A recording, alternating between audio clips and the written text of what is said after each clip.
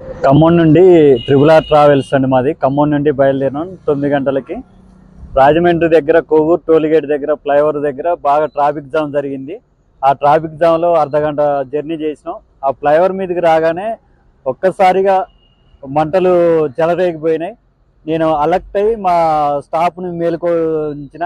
వాళ్ళు లేచి 6 ప్యాసింజర్లు ఉన్నారు, వాళ్ళని దించారు.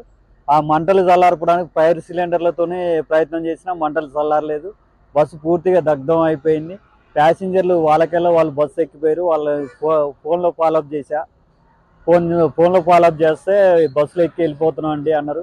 థ్యాంక్స్ చెప్పారు, మాకు మా ప్రాణాలు కాపాడిరండి మీరని థ్యాంక్స్ చెప్పేశారు.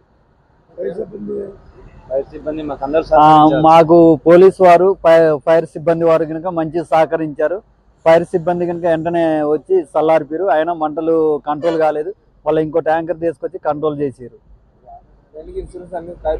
బండికి ఆల్ ఫోర్స్ అండి, డైలీ రన్నింగ్ ఉండే బండి అది. డబల్ 3 డ్రైవర్లు క్లీనర్ ఉన్నాడండి.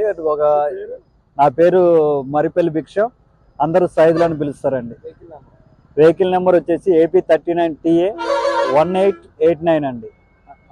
AP39TA 1989.